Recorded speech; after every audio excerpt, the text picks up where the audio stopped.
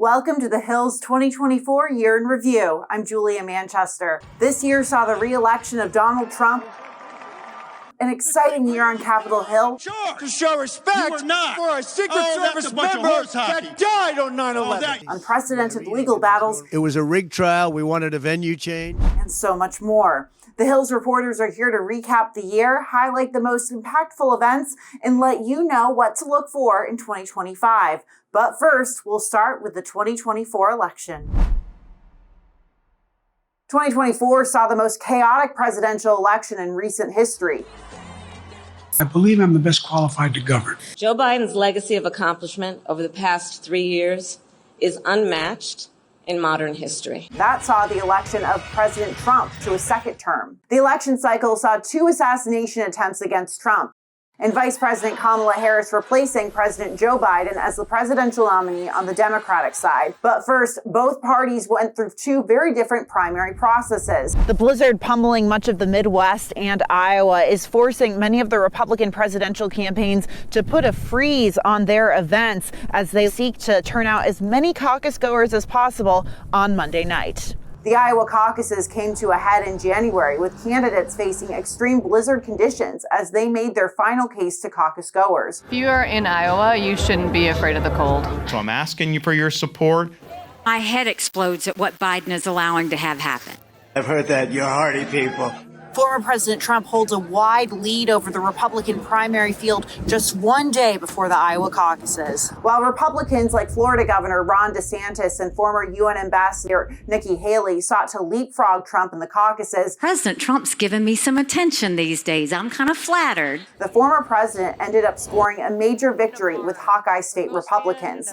DeSantis came in a distant second place behind Trump, while Haley came in third place, followed by entrepreneur Vivek Ramaswamy. Ramaswamy dropped out after the contest and promptly endorsed Trump. Days before the New Hampshire primary, DeSantis also announced he was suspending his presidential bid and formally backed Trump. It's clear to me that a majority of Republican primary voters want to give Donald Trump another chance. He has my endorsement because we can't go back to the old Republican guard of yesteryear, a repackaged form of warmed-over corporatism that Nikki Haley represents. Can you hear that sound? That's the sound of a 2-person race.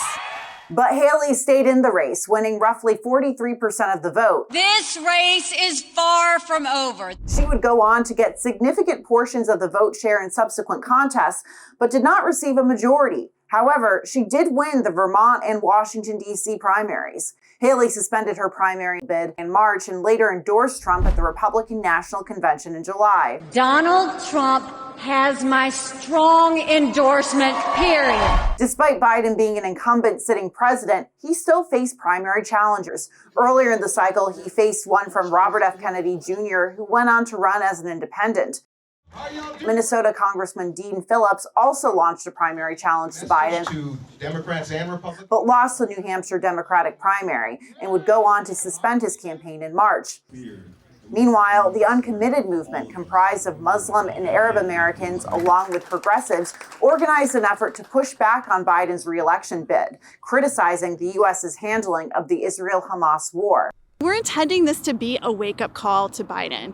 I don't want Trump to win in November, but in order for that to happen, we need Biden to shift policy towards Israel. Joe Biden's already kind of switched up on how he views Dearborn and Arab Americans, and he's not addressed anything about them in the past months, up until this uncommitted stuff happened. And while all of this was going on, questions were mounting about President Biden's own physical health and mental fitness for office. I wouldn't have picked Vice President Trump to be vice president, but I think she's not qualified to be president. We're going to be engaged in ongoing conversations.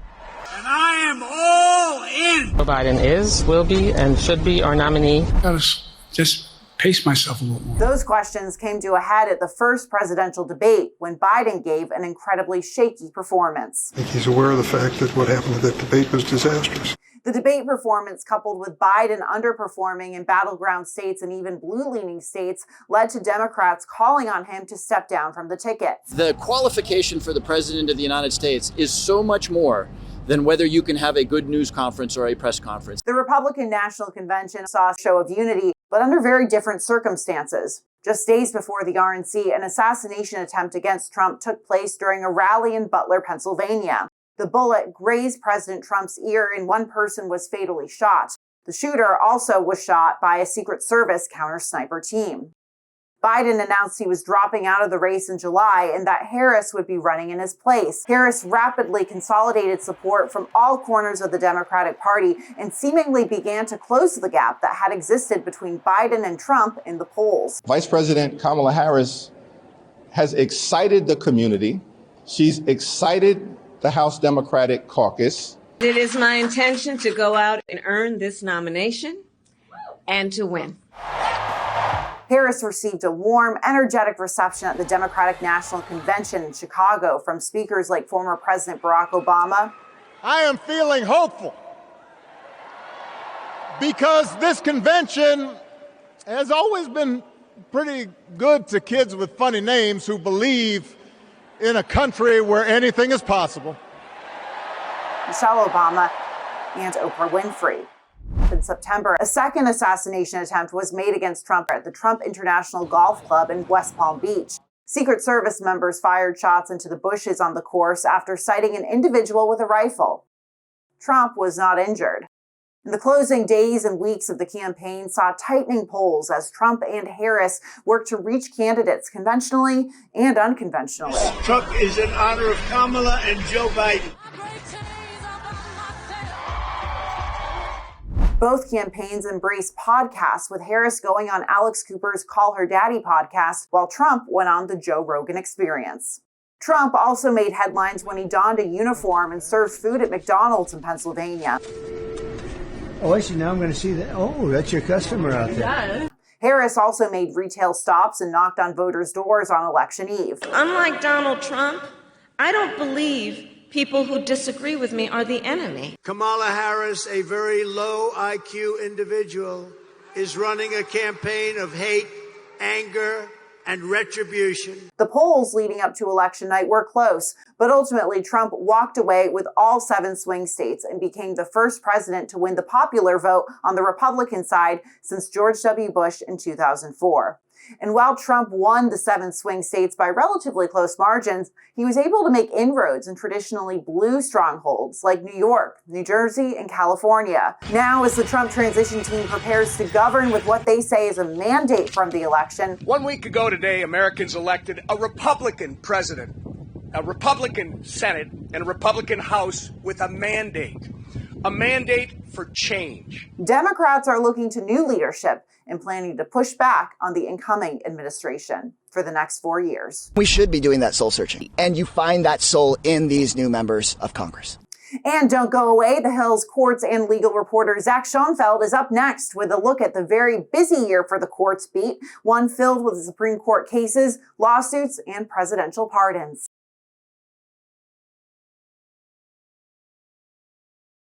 2024 became the courtroom campaign. The first criminal trial of a former president.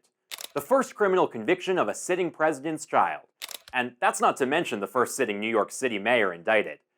And along the way, we had landmark Supreme Court rulings and legal troubles for members of Congress on both sides of the aisle.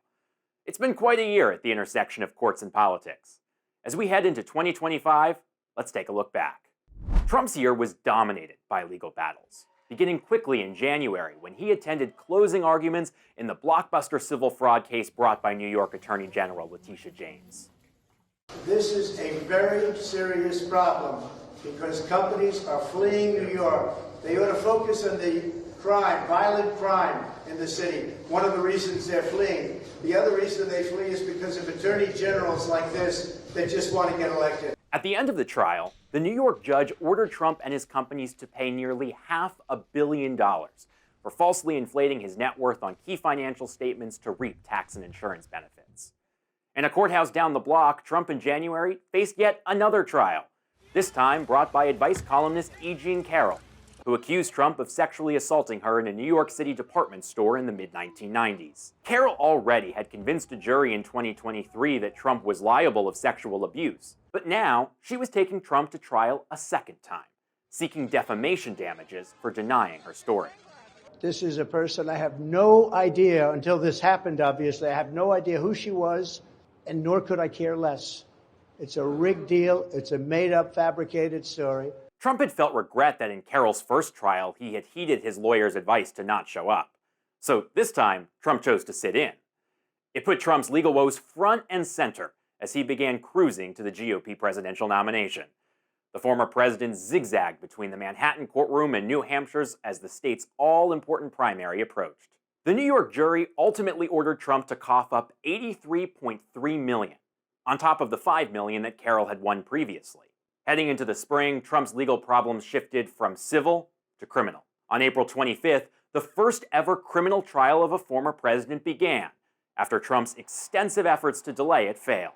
Trump was forced to spend all day in court for 7 weeks, as Manhattan District Attorney Alvin Bragg attempted to prove that Trump was guilty of 34 felony counts of falsifying business records.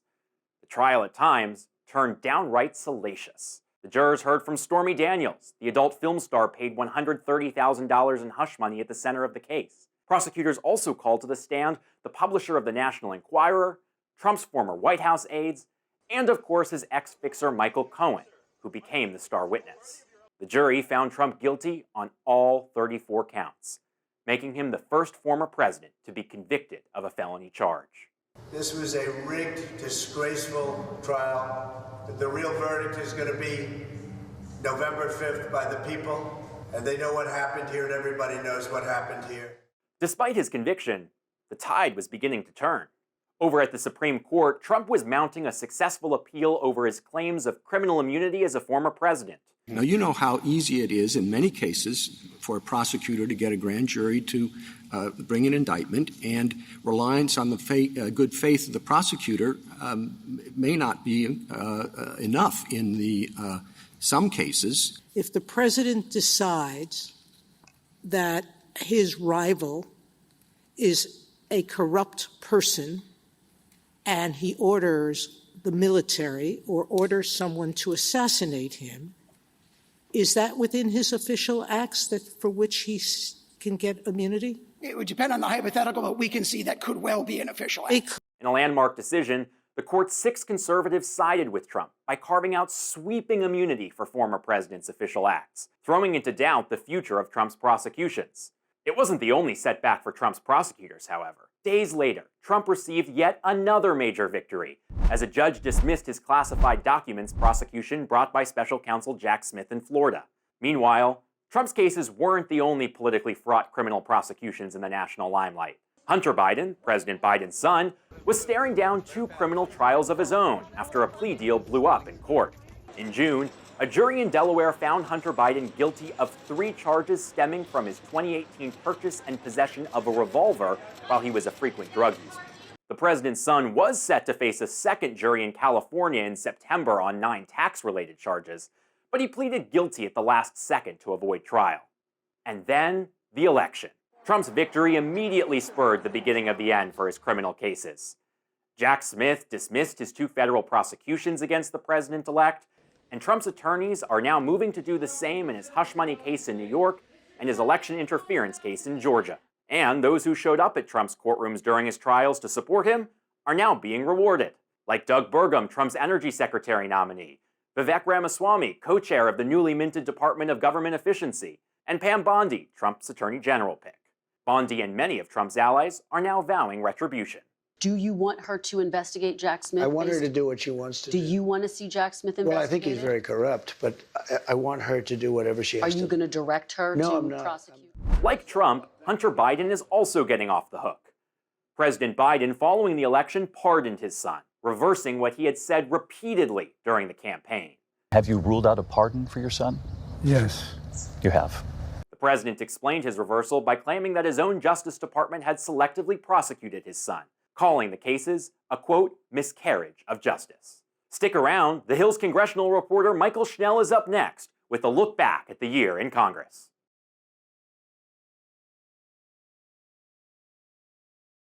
2024 was quite the year on Capitol Hill, filled with politics, policy, and of course, plenty of drama. Let's take a look back at the biggest moments of the year, which was the second half of the 118th Congress, starting with the impeachment of Department of Homeland Security Secretary Alejandro Mayorkas. We abide by the law. We apply our parole processes in obeyance of the law. The public safety of the American people is our highest priority. Mayorkas, a boogeyman among Republicans, was a top target of those GOP investigations throughout the 118th Congress. That culminated with his impeachment in the House and quick acquittal in the Senate. First, though, Republicans tried to impeach Mayorkas on February 6th, which failed in a 214 to 216 vote. After 3 lawmakers, Republicans, voted no, and Democratic Congressman Al Green made an unexpected surprise appearance at the Capitol following emergency surgery to join his colleagues in voting no. Green was spotted in the Capitol in a wheelchair wearing blue scrubs during that vote. House Republicans successfully impeached Mayorkas days later when they had full attendance in a narrow 214 to 213 vote, making Mayorkas just the first cabinet official to be impeached since the 1870s. Then in April, the Senate dismissed the 2 articles of impeachment against Mayorkas without a trial, ending that saga. Another main focus of GOP investigations was Hunter Biden, President Biden's son, who paid those GOP lawmakers a visit up on Capitol Hill a few times this year. First, in January, the younger Biden made a surprise appearance at a markup of the House Oversight and Accountability Committee as that panel prepared to move to hold him in contempt of Congress for defying a subpoena. His presence set off quite the fireworks in that hearing room. Hear from Hunter Biden. What are you afraid of? Hold on. Order. Are women allowed to speak in here or no? Are women allowed to speak in here or no? Because you keep interrupting me. I'll interrupt the chairman. I don't know that he's a lady. I think that that Hunter Biden should be arrested right here, right now, and go straight to jail. Excuse me, Hunter. Apparently, you're afraid of my words. Whoa! Oh. I'd like to reclaim my time, Mr. Chairman. Wow, that's too bad. The next month, Hunter Biden testified before some of those very same Republican investigators behind closed doors as part of the GOP's impeachment inquiry into the president.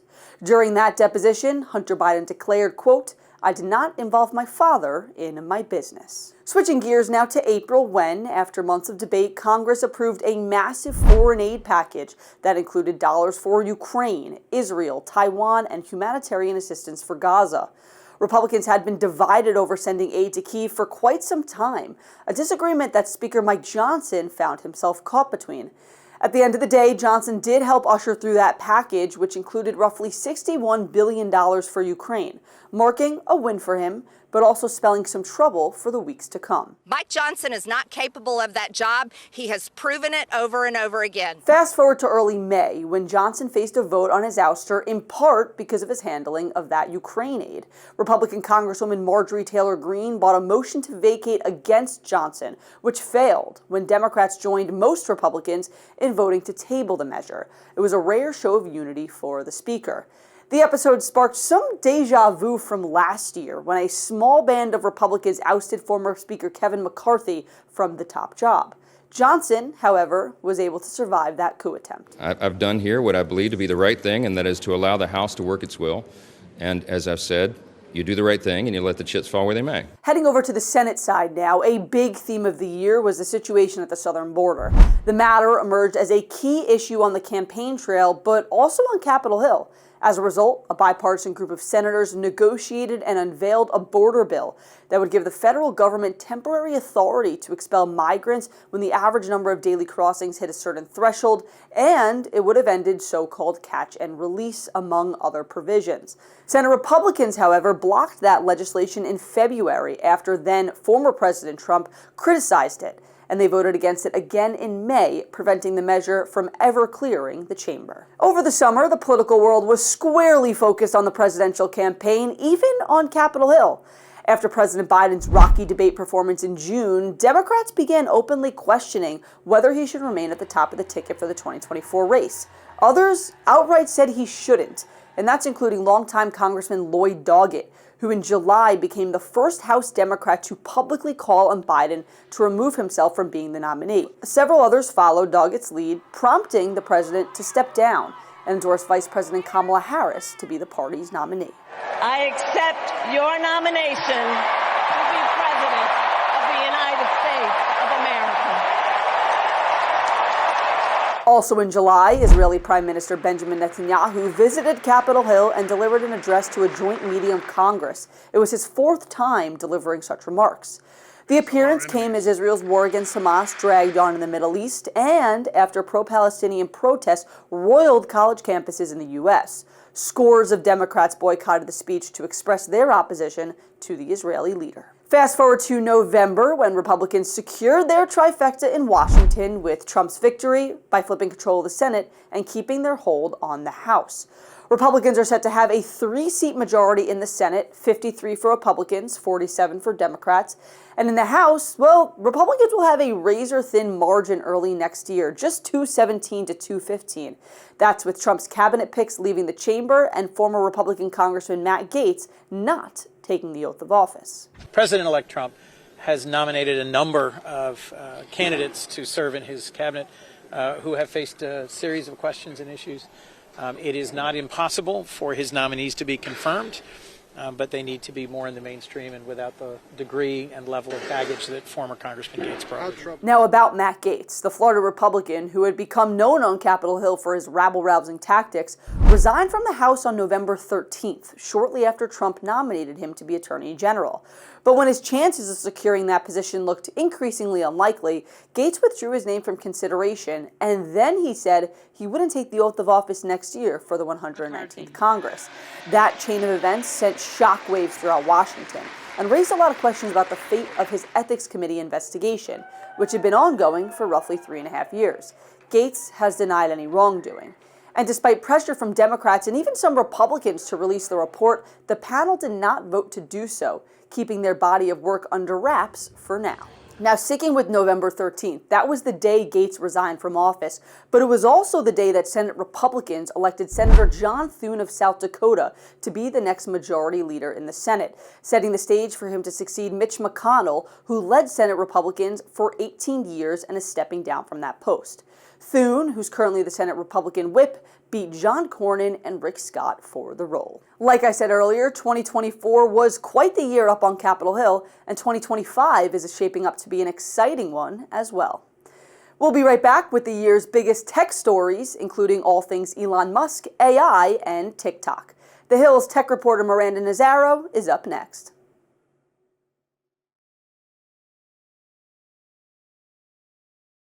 From tech billionaires on the campaign trail to social networks being the talk of Capitol Hill, technology took a dramatic shift into the political world in 2024. As the incoming administration and Congress begin to take shape, it's safe to say conversations around technology and industry leaders are here to stay.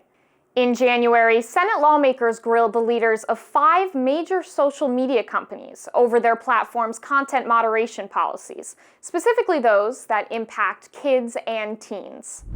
The hearing discussed online sexual exploitation, what tech CEOs are doing to fight it, and the growing rage among parents over stalled federal action. Tensions were high. Social media companies, as they are currently designed and operate, are dangerous products. Mr. Zuckerberg, you and the companies before us, I know you don't mean it to be so, but you have blood on your hands. At one point, Meta CEO Mark Zuckerberg apologized to the parents of children who have died after or were seriously harmed by suffering abuse through social media. The tensions persisted through the rest of the year, and the Senate went on to overwhelmingly pass the Kids Online Safety Act, or KOSA, a measure designed to boost privacy and safety for children. Much of big tech criticized the landmark bill as giving government too much power over families' choices, while Republicans in the House say it could censor conservative views. These concerns have stalled the bill in the House, where leadership appears unwilling to bring the measure to the floor as is. There's still some concern about the free speech components of that. Come springtime, TikTok faced its own set of political headwinds over its parent company, ByteDance, and its ties to China. Amid national security concerns, Congress passed a bill that could lead to the ban of the platform. Biden quickly signed the bipartisan measure, giving ByteDance until January 19th, the day before President-elect Trump's inauguration, to either divest TikTok or be banned in the U.S. I think the way to save TikTok, if that's what the president wants to do, is to have TikTok sold, and it can continue to operate so long as it's not owned by Beijing. Now, the matter is facing fresh complications. A federal appeals court upheld the law this month, rejecting TikTok's argument that the law violates the First Amendment. Now, Biden could choose to give TikTok a 90-day extension, pushing the issue into President-elect Trump's next term. Trump's incoming cabinet is reportedly divided on the issue of banning the app, and his allies told outlets last month Trump is expected to try to halt the ban. Now, ByteDance pushed back against the potential ban, calling it unconstitutional, and filed a suit against the U.S. government to challenge that law.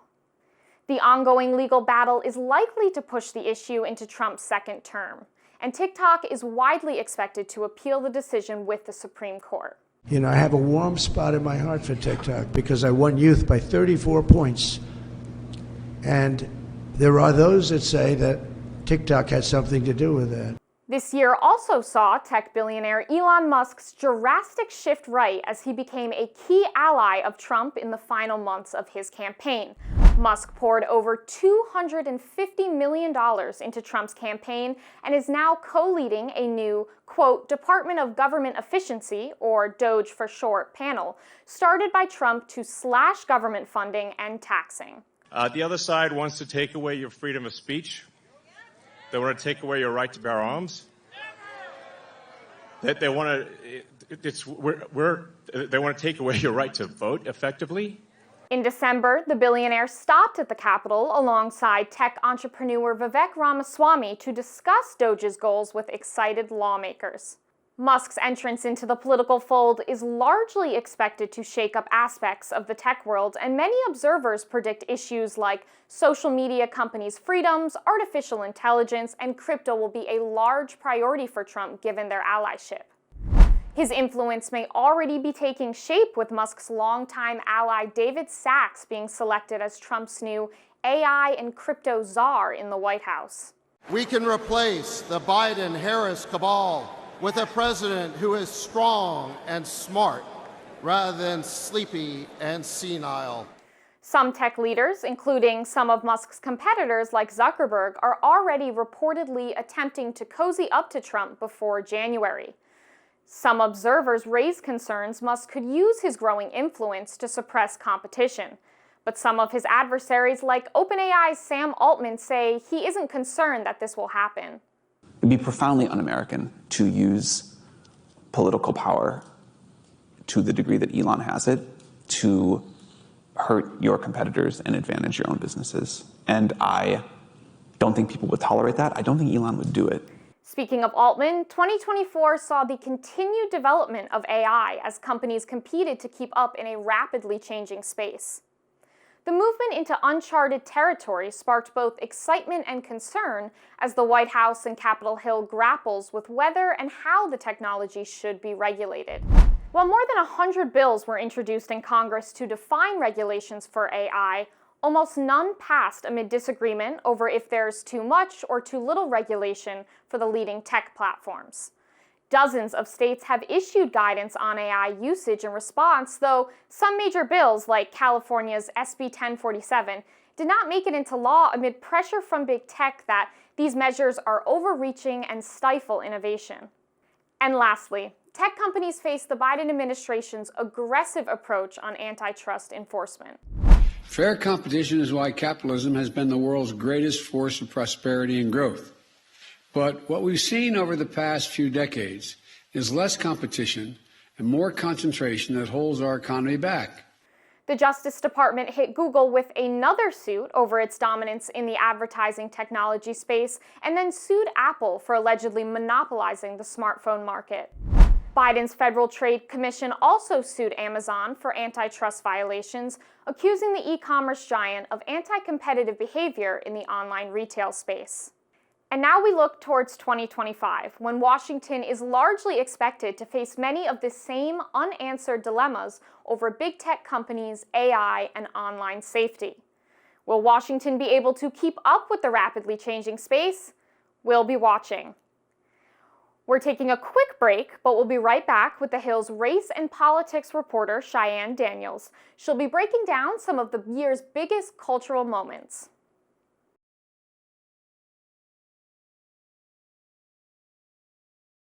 2024 was a year of police reform, both on and off Capitol Hill, while candidates worked to find a way to earn Black voters' support. And while Black musicians took the nation by storm, the rise in popularity was matched with debates around diversity, equity, and inclusion. But regardless of it all, one thing was clear. 2024 was a year history was made for Black America. 2024 began with a focus on police reform as the nation recognized the anniversary of the death of Tyree Nichols, a 29-year-old Black man who died last year after a traffic stop turned into a deadly beating. But the nation also saw a former Aurora, Colorado police officer sentenced to 14 months of jail for his role in the death of Elijah McClain. I do not think there is anything that I can say that will make this okay. In fact, I know I don't. However, I want the McClain family to know the sadness I feel about Elijah being gone. Elijah McClain was a healthy young man the night Randy Rodema chose to show my son the power and privileges of the boys in blue. In Georgia, the 3 white men convicted of a federal hate crime for killing Ahmaud Arbery in 2020 were granted an appeal. Then, in the spring, Air Force Senior Airman Roger Fortson was killed in his apartment after police opened fire. The shooting sparked outrage, with renowned civil rights attorney Ben Crump calling the shooting an unjustifiable killing. Do not try to put a stain on his name, on his life, on his legacy. Do not do that, Okaloosa County Sheriff's Department. Do not do that. And Matt Gaetz, the area's staunchly Republican congressman, saying Fortson did nothing wrong. This year, Representative Sheila Jackson Lee reintroduced the George Floyd Justice in Policing Act. Unfortunately, Jackson Lee died this year, but the Congressional Black Caucus has sworn to uphold her legacy and work together to pass the legislation. Some of that work will be carried forward by her daughter, Erica Lee Carter, who will finish her mother's term. But off Capitol Hill, Black artists were also taking a stand. Rap star and mogul Snoop Dogg filed a lawsuit against Walmart Inc. and post-consumer brands for allegedly keeping his cereal from shelves in an attempt to sabotage his brand. As Snoop and his business partner Master P fought their case, fans of Queen Bee took to the airwaves to fight for Beyoncé. Beyoncé astounded the nation when she announced 2 new singles on Super Bowl Sunday. In true Beyoncé fashion, the singles were a surprise drop, and fans were ecstatic to hear they were country songs, a departure from the Houston natives' usual R&B style. But controversy abounded when a fan requested an Oklahoma radio station to play the new Texas Hold'em, and the station refused. Petitions soon circulated, demanding country radio stations play Beyoncé's new music, as many highlighted the contributions of Black artists to the creation of the genre. Back on Capitol Hill, a coalition of Democrats, led by Representative Jamal Bowman, unveiled the Congressional Hip Hop Power and Justice Task Force. The task force's goal is to use hip-hop's messaging of building a more equitable society to spearhead initiatives to address economic equality, affordable housing, and racial justice imperatives. And don't forget, this was also the year of the legendary Kendrick-Drake battle too. But as the battles in Hollywood persisted, so did those in Washington. 2024 became the year of diversity, equity, and inclusion. Republicans argued the practice was discriminatory, while Democrats pushed back by saying it helps address systemic inequities. Soon, the NAACP urged Black student athletes to boycott Florida universities after the University of Florida terminated all DEI positions on campus. But Florida wasn't the only one to take a stance. Alabama's Republican-led legislature passed a new measure to ban state funding of DEI programs at public universities, local boards of education, and government agencies. The House Office of Diversity and Inclusion was disbanded this year as part of a government spending bill. Democrats tried to fight back, introducing 2 new bills to codify DEI in federal programs. But it was Baltimore Mayor Brandon Scott who made headlines, calling those who labeled him the DEI mayor of racism. To Scott, DEI is the new N-word. What they mean by DEI, in my opinion, is duly elected incumbent. We know what they want to say, but they don't have the courage to say the N-word. And the fact that I don't believe in their untruthful and wrong ideology, and I am very proud of my heritage and who I am and where I come from, scares them. Meanwhile, companies around the nation have also abandoned DEI programs and promises. Superstore Walmart has become the most recent conglomerate to do so, following in the footsteps of Harley-Davidson, John Deere, and Tractor Supply. The end to DEI practices drew major backlash, especially from the ever-growing Congressional Black Caucus. In the halls of Congress, Congressional Black Caucus members were making their names known, none perhaps more than Representative Jasmine Crockett. Crockett became a household name after she and Representative Marjorie Taylor Greene became embroiled in a hostile exchange during a House Oversight and Accountability Committee hearing. Well, you the one talking about, I guess. I think your fake eyelashes are messing up. No, what you're ain't reading. nothing. Hold on. Listen. Order. Mr. Chairman. That's beneath would even you your please history. Ms. Crockett. I'm just curious, just to better understand your ruling. If someone on this committee then starts talking about somebody's bleach blonde, bad built butch body, that would not be engaging in personalities, correct? A what now? Her response to Greene's comments about her appearance sparked memes, songs, and remixes, and even became part of the Biden re-election campaign. Meanwhile, Representative Byron Donalds, who is not a member of the CBC, came under fire for insinuating that Black families were better off under Jim Crow laws than they are today. Minority Leader Hakeem Jeffries, who has the full support of the CBC, issued a scathing rebuke to Donalds, saying on the House floor, the Florida congressman better check yourself before you wreck yourself. Then, Representative Clay Higgins became embattled with the Congressional Black Caucus, who called for the Louisiana congressman to be censured for a since-deleted social media post criticizing Haitian migrants as thugs. But one thing could not be ignored in all of the news. It was an election year, and both parties were desperately courting Black voters, especially Black men. Those laws have been used to disproportionately impact certain populations, and specifically Black men. Kamala's open border policy is a complete and total betrayal of African American communities. Trump dropped a sneaker line. Biden spoke of investments into HBCUs. Trump won the support of Senator Tim Scott and entertainers like Amber Rose. Biden had the support of Barack Obama. Trump sparked memes and outrage with comments about Black jobs. He repeated conspiracy theories about pets being eaten. And Biden sparked confusion. But of course, all that changed when Kamala Harris sprung to the top of the Democratic ticket. On just one phone call after Biden withdrew from the race, Win with Black Men raised more than $1 million for Harris.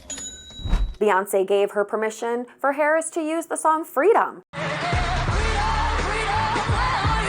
and would later endorse the vice president, as leaders like Stephen Horsford, chairman of the Congressional Black Caucus, labeled Harris the future of the Democratic Party. Meanwhile, Trump drew shock and outrage from members of the Black community after claiming Harris, who is biracial, had turned Black after identifying only as Indian for years. She was always of Indian heritage, and she was only promoting Indian heritage. I didn't know she was Black until a number of years ago when she happened to turn Black, and now she wants to be known as Black. So I don't know, is she Indian or is she Black? She has always identified as a Black woman. She went to a historically Black college. I respect either one. Republicans around the nation were taking flack for deliberately mispronouncing Harris's name, and the Obamas, so often known for their ability to remain polite, were no longer pulling punches. For Trump, we expect nothing at all. No understanding of policy, no ability to put together a coherent argument, no honesty, no decency, no morals. But the presidential candidates weren't the only ones drawing headlines. In North Carolina, gubernatorial candidate Mark Robinson, a Trump favorite, found himself responding to a bombshell report that accused him of criticizing Martin Luther King Jr. with racial epithets and labeling himself a black Nazi. It wasn't long before the NAACP demanded Robinson suspend his campaign. He didn't. Now, we know how the presidential election turned out. This will forever be remembered as the day the American people regained control of their country. And though Harris didn't make history, several candidates did. For the first time ever, 2 black women will serve in the Senate at the same time. Lisa Blunt Rochester becomes the first black female senator for Delaware, while Angela Alsobrooks becomes the first for Maryland. They join the CBC's largest class ever. Meanwhile, Representative Andy Kim becomes the first Korean American elected to the Senate, and Emily Randall becomes the first openly LGBTQ Latina to serve in Congress. At the state level, Oklahoma State Representative Monroe Nichols will become the first black mayor of the city of Tulsa. As 2024 wraps up, the Congressional Black Caucus is gearing up to welcome its largest class ever in the new Congress. All members will still be Democrats. And as Donald Trump prepares for his inauguration on January 20th, Martin Luther King Jr. Day, activists like Reverend Al Sharpton are planning their own protest for the same day. 2025 will be a year of intense debate, and black leaders are expected to continue pushing for DEI programs, police reform, and protections for constituents around the country. Thanks for joining us for The Hill's 2024 Year in Review. Next year is shaping up to be a big year for news. Enjoy the new year, and we'll see you all back here in 2025. For more politics and policy, follow along on all of our platforms, including thehill.com and our YouTube channel.